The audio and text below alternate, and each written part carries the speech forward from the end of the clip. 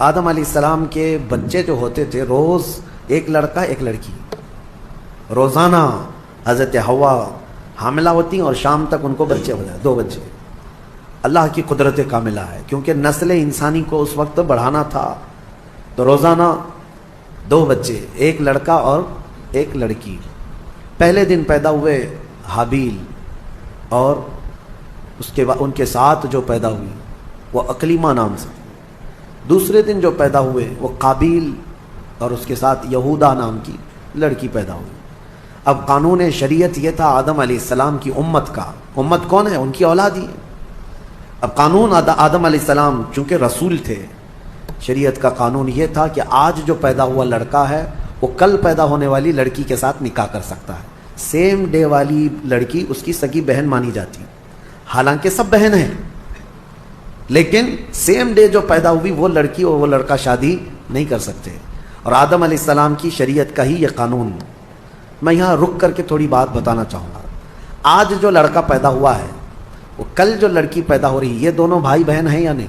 ایک ہی ماں سے ہیں اور ایک ہی باپ سے ہیں، لیکن چونکہ اس وقت کوئی آبادی نہیں تھی، کوئی دوسری آبادی نہیں تھی، شادی ہونا ہے تو انہی میں ہونا ہے، نسل پیدا ہونا ہے تو انہی میں ہونا ہے۔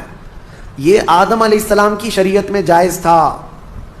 اب کیا ہمارے لیے یہ جائز ہے کہ آج تم پیدا ہوئے اور 10 سال بعد تمہاری ماں سے دوسری لڑکی پیدا ہوئی تو اس سے تم نکاح کر سکتے ہو، چاہے 50 سال بعد پیدا ہو؟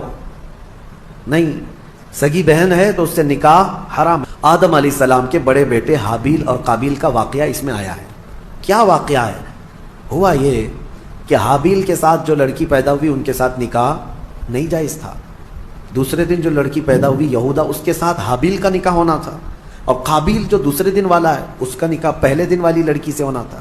لیکن مسئلہ یہ تھا کہ قابیل کو یعنی چھوٹے بھائی کو اپنے ساتھ جو پیدا ہوئی وہ لڑکی زیادہ پسند تھی، وہ خوبصورت بھی زیادہ تھی، وہ لڑکی زیادہ خوبصورت تھی، اور اسے اپنے ساتھ پیدا ہوئی لڑکی سے ہی شادی کرنا تھا۔ آدم علیہ السلام نے منع فرما دیا کہ اللہ کا حکم ہے تم اس سے نکاح نہیں کر سکتے، اس لیے کہ یہ تمہاری سگی بہن ہے۔ دنیا میں سب سے پہلا فتنہ عورت کی وجہ سے ہوا، سب سے پہلا فتنہ۔ دونوں بھائیوں میں شدید اختلاف پیدا ہو گیا، حابیل اور قابیل میں اتنا شدید اختلاف پیدا ہوا کہ ایک لڑکی سے نکاح کرنا ہے، شادی کرنا ہے۔ اس شادی کے چکر میں دونوں کا جھگڑا بھی ہوا، یہاں تک کہ آدم علیہ السلام نے حکم دیا دونوں کو ایک ایک قربانی کرو جانور، اور کھلے میدان میں لا کر کے اپنی اپنی قربانی رکھو، جس کی قربانی قبول ہو گئی وہ حق پر ہے۔ اور قبول ہونے کا طریقہ کیا ہے؟ آسمان سے کوئی چیز آئے گی اور جس کی قبول ہے وہ قربانی اٹھا کر لے جائیں گے۔ یہ واقعہ بھی قرآن پاک میں موجود ہے۔ تو دونوں نے ایک ایک قربانی کی، حابیل نے بھی اور قابیل نے بھی۔ دیکھیں فیصلہ اب یہ سیدھے اللہ کی طرف سے آنا ہے۔ دونوں نے کھلے میدان میں اپنی قربانی کو ڈال دیا، جو ذبح کیا تھا انہوں نے۔ تھوڑی دیر کے بعد آسمان سے ایک آگ آئی، اور حابیل جو بڑے بیٹے کی قربانی تھی اس کو آگ اٹھا کر آسمان میں غائب ہو گئی، وہ اس کی قربانی غائب ہو گئی۔ اب یہ واضح علامت تھی کہ حابیل حق پر ہے، اور اللہ کا قانون بھی یہی ہے، لیکن قابیل کو نہ ماننا تھا، نہیں مانا۔ عورت کی محبت دل میں ایسی رچ بس گئی تھی کہ وہ اس حقیقی نشانی کو دیکھنے کے بعد بھی وہ نہ مانا، کہا کہ میں نہیں مانوں گا۔ آدم علیہ السلام نے بہت سمجھایا کہ حد سے نہ بڑھو، اللہ تبارک و تعالیٰ حد سے بڑھنے والوں کو پسند نہیں کرتا۔ پھر ہوا یہ کہ آدم علیہ السلام حج پہ چلے گئے، خانہ کعبہ کی زیارت کے لیے اللہ کا حکم ہوا، آدم علیہ السلام چلے گئے۔ اب یہ واقعہ کہاں پیش آیا تھا، اس میں تاریخ میں الگ الگ باتیں آتی ہیں، لیکن بہت سارے علماء کا کہنا ہے کہ یہ واقعہ ہندوستان میں ہی پیش آیا تھا، کیونکہ آدم علیہ السلام کی سرزمین جو ہے، سب سے پہلے جو جنت سے آپ اترے سرندی پہاڑ جو سری لنکا پہ ہے، تاریخی روایات یہ بتاتی ہیں آدم علیہ السلام وہاں اتارے گئے تھے۔ سری لنکا کوئی الگ کنٹری نہیں تھی، وہ انڈیا میں ہندوستان میں تھا، اور اسی سے پتہ چلتا ہے کہ پورا ہندوستان ہمارے باپ کا ہے۔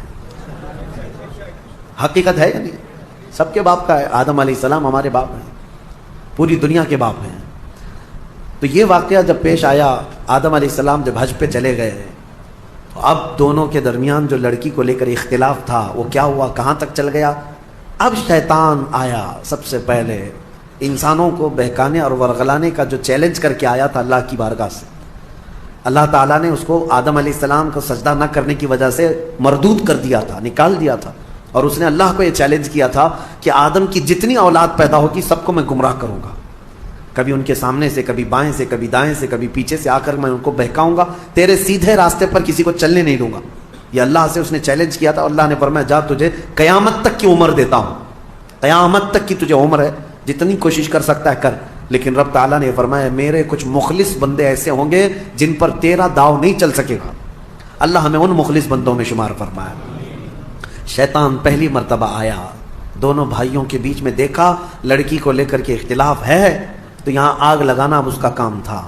اس نے آ کر کے قابیل کو کہا تیرے لیے اچھا سا راستہ میں کیوں نہ بتاؤں، تیرے حق میں وہ لڑکی اچھی ہے، تجھے کرنا ہی چاہیے تھا، تیرا باپ بھی مخالف ہے، تیرا بڑا بھائی بھی مخالف ہے، لہذا ایک کام کر، اس تیرے بڑے بھائی کو دنیا سے ختم کر دے، راستہ صاف ہو جائے گا۔ اس وقت تک ابھی موت نہیں معلوم کسی کو، پیدا تو ہوئے تھے لیکن موت ابھی تک کسی کی نہیں آئی ہے، نہ ہی مرنا معلوم نہ ہی مارنا معلوم تھا۔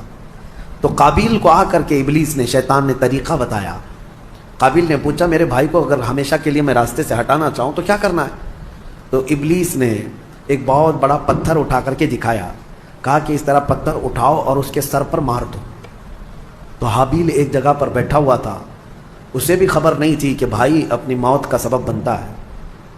تو قابیل جو چھوٹا بھائی تھا، لڑکی کے عشق میں جو پاگل تھا، پتھر اٹھایا اور لے جا کر اپنے بڑے بھائی کے سر پر پیچھے سے دے مارا۔ جیسے ہی مارا تو وہ سر پھٹ گیا اور بڑے بھائی کا اسی جگہ پر انتقال ہوا۔ دنیا کا پہلا مرڈر ہے، دنیا کی پہلی موت اور دنیا کا پہلا قتل کس نے کیا؟ چھوٹے بھائی نے بڑے بھائی۔ کس کے لیے کیا وہ بھی پتہ ہے، عورت کے لیے کیا۔ ہوا یہ کہ قتل کرنے کے بعد اب یہ تک نہیں پتا تھا اس کو کہ کرنا کیا اس لاش کا۔ اللہ فرماتا ہے فَبَعَثَ اللَّهُ غُرَابًا يَبْحَثُ فِي الْأَرْضِ، اللہ تعالیٰ نے کوے کو بھیجا۔ کوا، دو کوے آسمان سے اڑتے ہوئے آئے، ایک کوا دوسرے کوے کو ٹھونک مارتا تھا، لڑائی دونوں کی چل رہی، دونوں کووں کی لڑائی چل رہی۔ قرآن میں اللہ نے بیان فرمایا اس میں، لڑتے لڑتے ایک کوے نے دوسرے کوے کو اتنا مارا کہ زمین پر گر گیا، ایک کوا مر گیا، دوسرا کوا بیٹھا تھا۔ ایک زندہ کوا ہے اور ایک مردہ کوا ہے، کوے بھی دونوں بھائی ہوں گے، اور کیا پتہ وہ بھی کسی لڑکی کے لیے لڑ رہے ہوں، لیکن یہ تو تفسیر میں نہیں ہے، کیوں لڑ رہے تھے یہ تو نہیں معلوم، لڑے اور مارا بھی ایک کوے نے اور مر گیا دوسرا کوا۔ تو رب تعالیٰ فرماتا ہے پہلے کوے نے اپنے پیروں سے زمین کھودنا شروع کیا، کچھ زمین کھودا اور مرے ہوئے کوے کو اس گڑھے میں دھکیل دیا اور پھر پیروں سے اس کے اوپر مٹی ڈال دیا۔ تو قابیل وہ کووں کی اس حرکت کو دیکھ رہا تھا، اس کے بعد اسے یہ پتا چلا کہ اپنے مرے ہوئے بھائی کو اس طرح زمین میں چھپا دینا چاہیے۔ تو پہلی مرتبہ قابیل نے خود قبر کھودی اور حابیل کو اس کے اندر دفن کر دیا اور اس پر مٹی ڈال دیا۔ یہ دنیا کا پہلا قتل تھا ایک عورت کے حصول کے لیے، لیکن بتایا گیا کہ اس قابیل کو بھی وہ عورت نہیں مل سکی۔ آدم علیہ السلام جب تشریف لائے تو شریعت کا حکم عدولی اور پامالی کرنے کی سزا دی گئی اس شخص کو، قابیل کو۔ عورت نہ اس کو ملی نہ اس کو ملی۔ یہ دنیا ایسی ہے جس کو امام اہل سنت فاضل بریلوی رحمۃ اللہ علیہ نے کیا ہی بہترین انداز میں فرمایا، شہد دکھائے زہر پلائے، قاتل ڈائن شوہر کش، اس مردار پہ کیا للچائے، دنیا دیکھی بھالی ہے۔ ہاں یہ شہد دکھتا ہے ہوتا زہر ہے۔ اب اس کے بعد آیت جو آئی ہے وہ ہمارے لیے سب سے بڑی عبرت کی آیت۔ رب تعالیٰ فرماتا من اجل ذالک کتبنا علی بنی اسرائیل، اسی وجہ سے اللہ فرماتا ہم نے یہ لکھ دیا کہ جس نے کسی ایک جان کو قتل کیا، ایک جان کو قتل کیا، اللہ فرماتا فکأنما قتل الناس جميعا، گویا کہ اس نے پورے انسانوں کا قتل کیا، پورے انسانوں کا قتل کیا۔ ومن احیاها فکأنما احیا الناس جميعا، اور جس نے کسی ایک جان کو بچایا گویا کہ اس نے پورے انسانوں کو بچایا۔ یہ اللہ کا قانون ہے، جس نے ایک قتل کیا اس نے پورے انسانوں کا قتل کیا۔ اب یہاں سے قیامت تک جتنے مرڈر ہوں گے، قتل ہوں گے، ان سب قتل اور مرڈر کا گناہ اس قابیل کو دیا جائے گا جس نے سب سے پہلا قتل دنیا میں کیا۔ لیکن کوئی یہ نہ سمجھے کہ اس کو نہیں ملے گا، سب قابیل پہ جائے گا۔ ہاں یہ سوچ کر کے مرڈر شروع ہو جائے، قتل کرنے کا گناہ خود کا گناہ تو ہے ہی، لیکن اتنا بڑا گناہ اس کو بھی دیا جائے گا جو فرسٹ ٹائم شروع کیا ہے۔ اور اسی قاعدے کے مطابق کوئی بھی برا کام تم شروع کر رہے ہو، یاد رکھو اگر اس کی پیروی کرتے دوسرے لوگ بھی وہ گناہ میں ملوث ہوئے، ان سب کے گناہ کا بوجھ بھی تمہارے اوپر ڈالا جائے گا۔ ہو سکے تو کوئی نیا کام اچھا شروع کر دو تاکہ اس کی فالو کرتے کرتے لوگ ان کی نیکیاں تم تک آتی رہیں قیامت تک۔ کوئی برا کام تم نے، بہت سارے لوگ فیشن شروع کرتے ہیں، ان کو ایسا لگتا ہے کہ یہ میرا فیشن ہے، ایک نیا فیشن۔ گناہ کو اگر فیشن شروع کیا، نیکی کو فیشن بناؤ، اگر اس کی کوئی اقتدا کر لیا تو اس کا ثواب تمہیں ہے۔